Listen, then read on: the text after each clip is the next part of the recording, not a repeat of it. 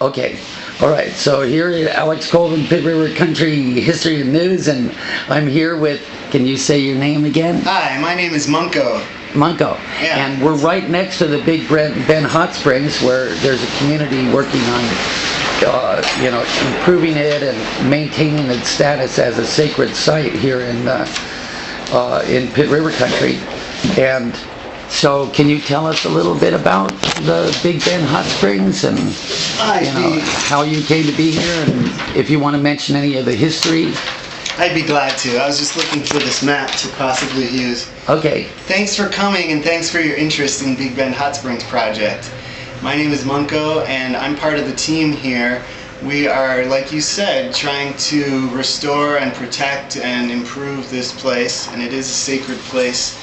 So we're trying to tread lightly and really be mindful about any changes we make or any development we do. And we've been here about 7 years now trying to figure all this out. And part of it has been figuring out how to work within the regulations and the 14 different regulatory agencies that are overseeing this kind of thing, because it is a commercial project in a forest area, and it's also a timber production area, and it's also a high fire area.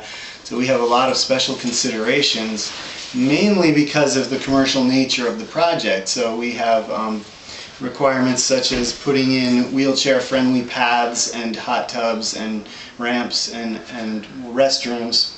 So we've had to make and remake the master plan for the property according to the commercial recreational zoning with the planning department of Shasta County, and they've been really wonderful allies to work with, but they have a lot of rules and there's a lot of different agencies, so it really has taken much longer than we ever dreamed. And also the amount of engineering that's required for this stuff, and the time that the engineer takes, and the money and the fundraising, and so there's a lot going on of different layers, and it's been a long road. We've been working on this for over 7 years now, and we still have quite a ways to go before we reopen to the public. But that's really important. One of our goals is to reopen, because one of our main primary intentions is to share the land, and so we really are going to reopen, and we've spent an amazing amount of time and money into this project to reopen someday. And basically the biggest obstacle right now to reopening is we're in the process of rebuilding our entire water system so that we'll have a good gravity feed system for firefighting and for potable water. So if the grid ever goes down, we'll still have the capacity to fight fire with a high pressure gravity feed system. But to do that, we need to add to our storage. So we're replacing our storage tanks with larger ones up on the hill, and we're going to trench a lot of buried pipe. We have to bury a lot of utility lines, mostly pipe. And we're going to also be reinventing the geothermal distribution system here while we do the water system. So it's kind of 2 water systems, all with the same trenches. And one of the biggest challenges in the trenching and the piping and bringing the water down is we have to cross the creek over here. Not to be confused with the river, but the smaller creek. But it's still difficult to cross with any kind of pipes, and so historically the pipes have gone under the footbridge over there, and that's what we're going to do, but it's not quite big enough or strong enough. So even though Jerry K. Cook built it and we love it, it's one of his many masterpieces, we're going to have to replace the steel pedestrian bridge. So that's part of the trenching and the water system and the tanks, and it's just those things. When we finish those things, it's going to be smooth sailing. A lot of all the other work seems like small potatoes compared to this water system rebuild, and the engineering has been really challenging for that as well. So that's kind of what we're working on mostly right now. We're also building a multi-purpose building for yoga and meetings and film nights and whatever people might do in there. So we have a few other things we need to build, like a parking lot and spruce up the campgrounds, and we have to build a welcome hut to direct people when they arrive. But but really that water system is the big thing. And so and we have to build wheelchair-friendly hot tubs. So we've already accomplished building this restroom building where we're in now. It has 4 sinks for just shaving and washing and so forth, and then it has 4 toilets, and then it has 4 showers. So there's room for a lot of campers to be doing their morning readiness stuff. And then we have septic now and a well and electricity, so that's all been added since we've come along. And wow. And we're just chipping away at our master plan. And this is kind of a crude map of the master plan. It has a central plaza component, which is where we are now, which has the restroom building and the yoga building that we're building, and then it also has a proposed kitchen and dining room and office. So it makes kind of a circle in the central plaza, and with the campsites on either side along the creek and the river. And so here's the new tub plaza that we're going to build, and the parking lot and the welcome hut. And so there's some important features coming along, coming in the future. But we have a lot of juggling balls in the air at one time right now that we're doing. So we have a wonderful staff. Have you ever been down to Harbin? I have. I've been to Harbin twice. Because that's such a largely developed community. Yeah. About 10, 15 years ago, I used to come here all the time. I used to go there and Sierra Hot Springs, and, you know. Harbin is really large scale. It's probably the best well-known hot spring in California. We're kind of thinking the opposite of Harbin as far as our scale and our traffic and our residential workers. I think they have over 100 people that live on site that are actually more than that, that are workers. Maybe it's over 200. I don't know. It's huge operation, and they have huge facilities. They have that big hotel, and so we're going to be nothing like Harbin. We hope. Right. We're keeping it small scale. In fact, we're only having about less than 20 campsites, and we really want to keep it low key. So. What's the size of your community?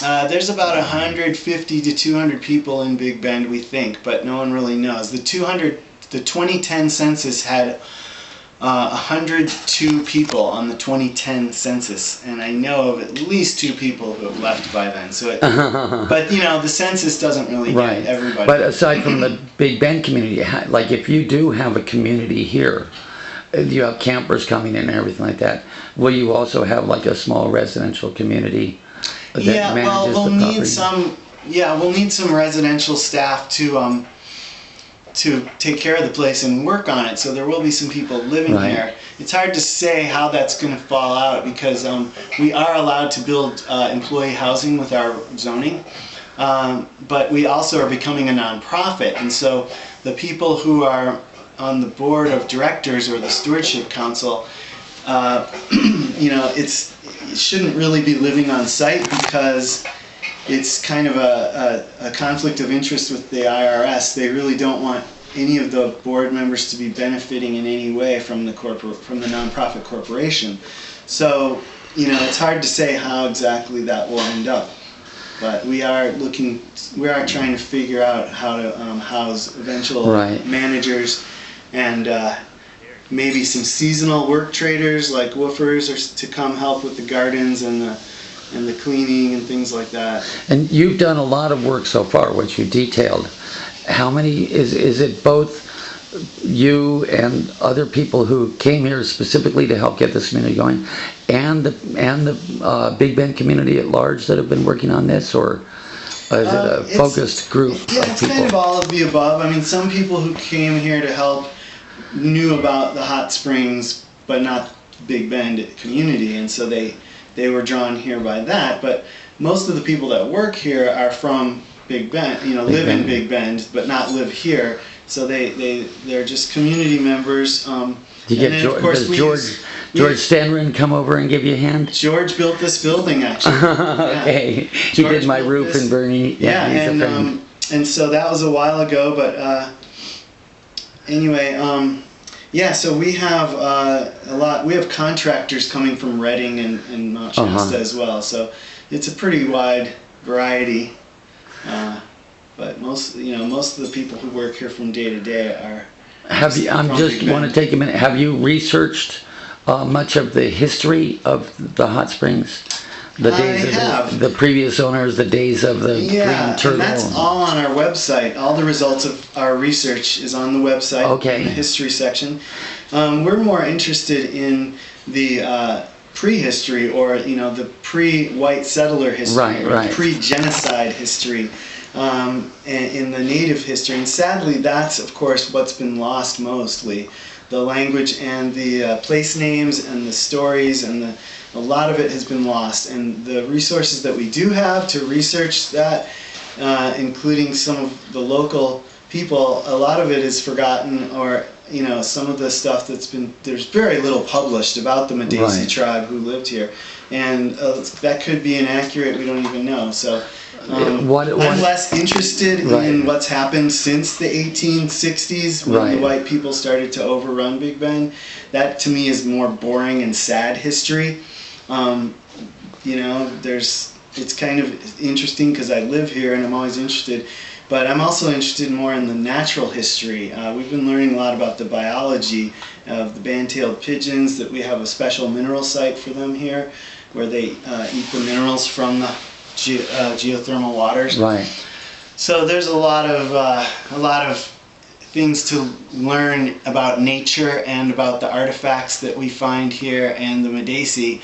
And the stuff about, the characters that inhabited Big Bend Right. during the dam building and all that, that's not my department.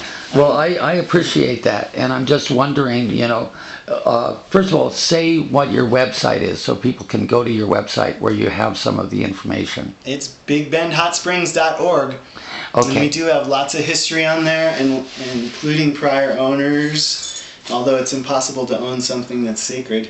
And we have also information on there about the biology here. We have a lot of plants, animals, and Okay. fungi pictures. So we'll refer people there, and now I'm just wondering if there are a few things, having researched the history before the white man came, if there are any sort of highlights in terms of what role the hot springs played, and how the Madesi here lived, things like that. I know the salmon used to run up here. Yeah, that's one tragedy. The salmon can't come because of the dams. That's a really good question, and sadly, there's really not much in print that I've ever found. So a lot of it is hearsay, and different people have different stories about how the Madesi lived.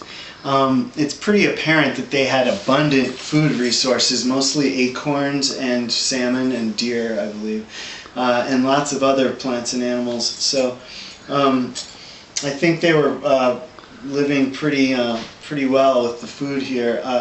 As far as the question about how they used the hot springs, that is a question that is really mysterious to me.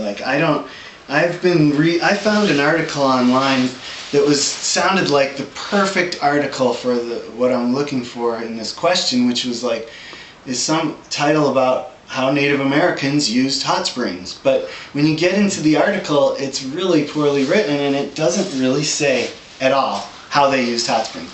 It keeps saying that they used them, and it cites different tribes and different hot springs, and keeps saying, and they used them, but it never says how they used them or Right. what they used them for.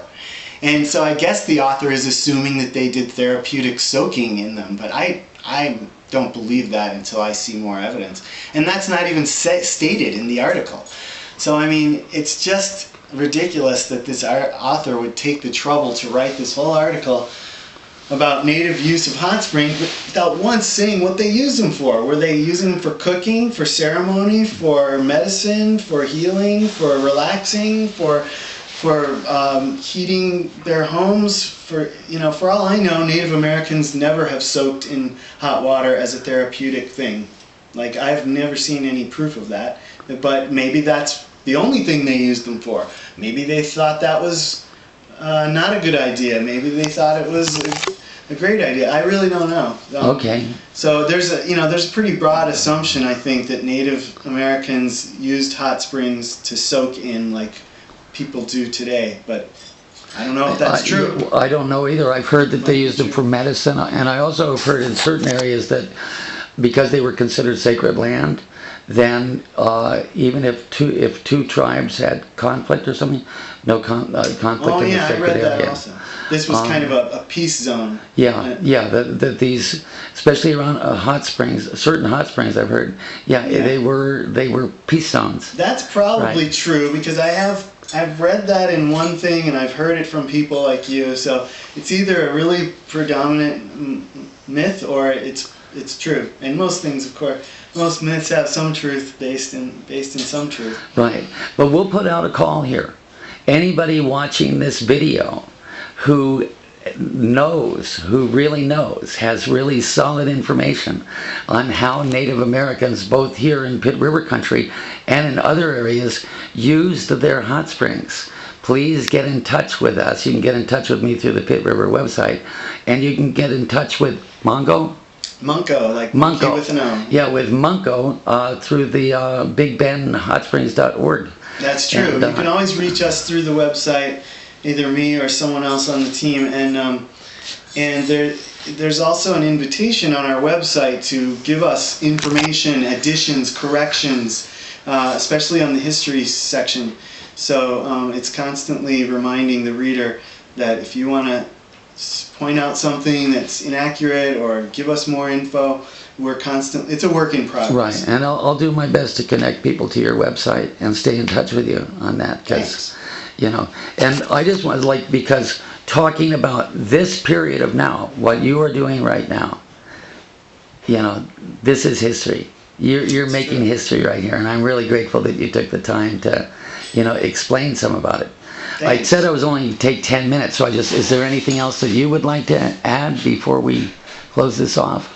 Oh yeah, it's been 18 minutes. Not really, but just if people are interested in this project, drop us a line, and we appreciate everyone's interest, and we are trying to open as soon as we can, and we're trying to protect this place and make it available to people forever. That's why we're creating the nonprofit organization 501c3, and we're getting well on our way to doing that. So just know that this place is part yours, and we consider anyone who cares about it a stakeholder, and we value your ideas.